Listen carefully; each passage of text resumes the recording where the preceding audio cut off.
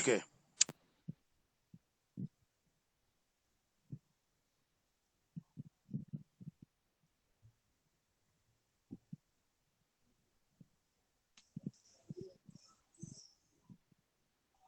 ठीक है। जी सर। और बड़ा करूं?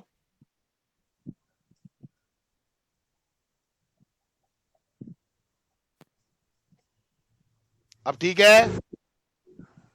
Yes sir. ओके चलिए, आज हम बात कर रहे हैं सिंपल फ्यूचर टेंस की। सिंपल फ्यूचर भी कह सकते हो इसको, और फ्यूचर इंडेफिनिट भी कह सकते हो, एक्टिव वॉइस है। ये टेंस अपन तब यूज करते हैं जब अपने को ये बताना हो कि आने वाले टाइम में, भविष्य में कोई क्रिया की जाएगी। वैसे तो वर्ब की फॉर्म को देख के आपको पता चल जाएगा, लिखेगा, ये रूप केवल फ्यूचर में ही आएगा। लिखेगा, पढ़ेगी, देखेंगे, खरीदूंगा, बेचेगा, सजाएगी, ये जो रूप आएगा ये केवल सिंपल फ्यूचर टेंस में ही आएगा। मतलब आपको सेंटेंस में आपके दिमाग में आते ही आपको पता चल जाएगा कि ये फ्यूचर का है। इसकी जो हेल्पिंग वर्ब होती है वो होती है विल और शैल। विल को आप सभी प्रकार के सब्जेक्ट के साथ यूज कर सकते हैं। ये बात मैंने आपको बीटा वर्ब में भी बताई थी। इनफॉर्मली, ध्यान रखना, फॉर्मली नहीं। और शैल को आप केवल आई और वी के साथ ही यूज करेंगे बस। और विल को आप आई और वी के साथ तो बिल्कुल भी यूज नहीं, सॉरी, शैल को आप आई और वी के अलावा किसी के साथ यूज नहीं करेंगे। और आजकल क्या है, ज्यादातर लोग शैल को यूज नहीं करते हैं, वे सभी सब्जेक्ट के साथ, यहां तक कि आई और वी के साथ भी विल को ही यूज करते हैं। इसलिए आजकल इसे गलत नहीं माना जाता है, इनफॉर्मली गलत नहीं माना जाता है। लेकिन अगर आप कहीं पर पढ़ेंगे, किसी किताब में कुछ लिखा हुआ होगा या आपका कोई क्वेश्चन पेपर होगा, वहां पर आपको आई और वी के साथ शैल ही मिलेगा और बाकी के सब्जेक्ट के साथ विल ही मिलेगा।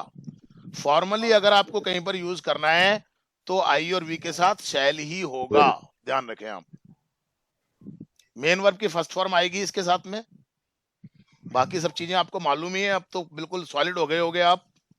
अफर्मेटिव सेंटेंस में क्या होगा, हेल्प सब्जेक्ट आएगा, हेल्पिंग वर्ब आएगी विल या शैल, मेन वर्ब की फर्स्ट फॉर्म आ जाएगी या ऑब्जेक्ट आ जाएगा इसके बाद में, और फिर अदर वर्ड्स आ जाएंगे। जैसे हम उसे आमंत्रित करेंगे तो वी शैल या विल इनवाइट हिम या हर। वैसे इसका एक तरीका ये भी होता है कि आप वी के साथ भी लिख सकते हो। वी के साथ आप कैसे लिखोगे, देखिए मैं आपको बता रहा हूं यहां पर। ये भी एक तरीका होता है जिसमें कि ये विल है या शैल है वो अपने आप देखेगा। जिसको पढ़ना है या देखना है, देखो कैसे।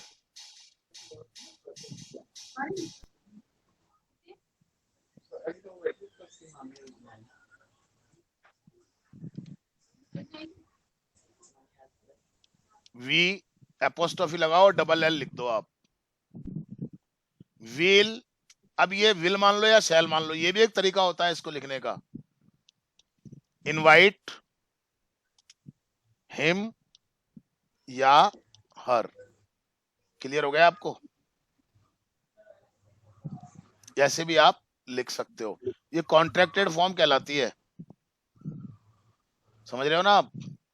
इस तरीके से जब अपन एपोस्ट्रोफ लगा करके लिखते हैं तो कॉन्ट्रैक्टेड फॉर्म कहलाती है। ये मैं वर्ब को मैंने अंडर ये कर दिया यहाँ पर, ये लो। क्लियर हो गया आपको?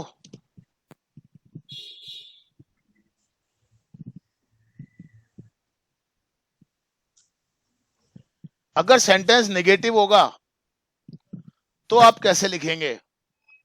सब्जेक्ट आ जाएगा पहले, हेल्पिंग वर्ब विल या शैल आ जाएगा, फिर नॉट आ जाएगा, मेन वर्ब की फर्स्ट फॉर्म और ऑब्जेक्ट। विद्यार्थी अपना काम नहीं करेंगे, द स्टूडेंट्स। अब यहाँ शैल नहीं आएगा, बिल्कुल भी नहीं आएगा, थर्ड पर्सन है ये। शैल का यूज केवल फर्स्ट पर्सन के साथ ही होगा। Students will not do their work. अगर इंट्रोगेटिव होगा हेल्पिंग वर्ब वाला तो हेल्पिंग वर्ब विल या शैल पहले आ जाएगा, फिर सब्जेक्ट आ जाएगा, मेन वर्ब की first form, object, other words और क्वेश्चन मार्क।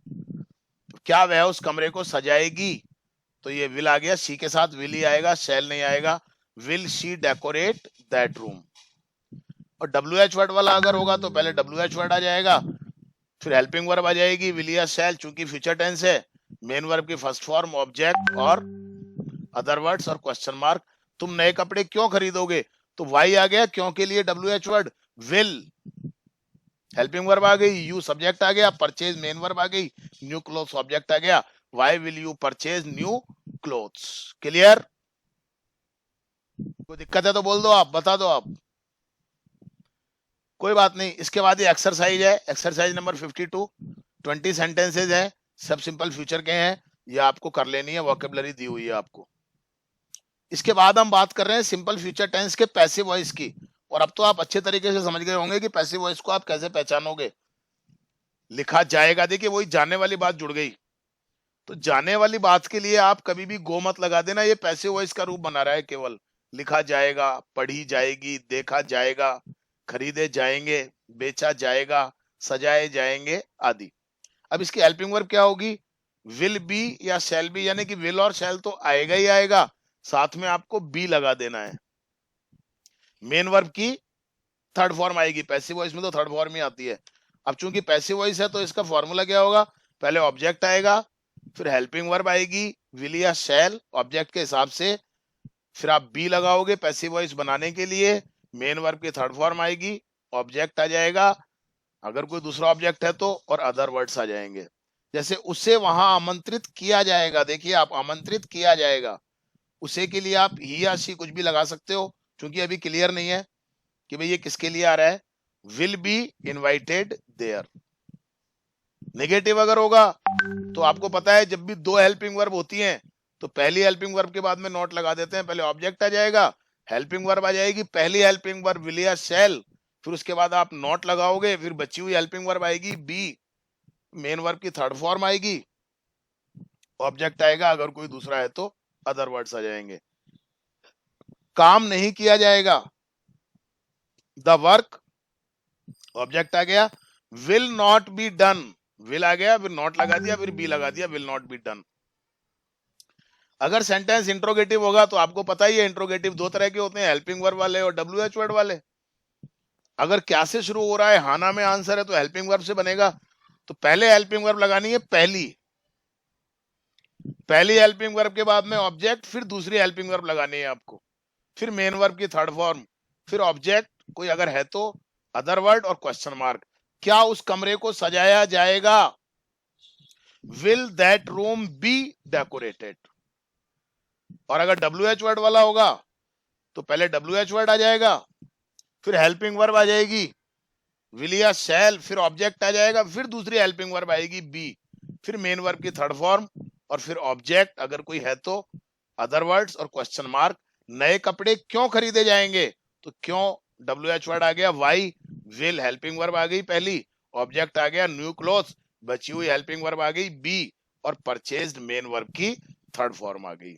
ये हो गया आपका सिंपल फ्यूचर का पैसिव वॉइस। कुछ पूछना है तो आप पूछ सकते हैं। ये आपकी एक्सरसाइज है 53 नंबर, इसमें सारे सेंटेंसेस सिंपल फ्यूचर के पैसिव वॉइस के हैं, इनको आप कर लेंगे, वोकेबलरी दी हुई है आपको, सेल्फ प्रैक्टिस आप करते रहिए। ओके, क्लोज कर दूं chapter? Yes sir. Okay, thank you.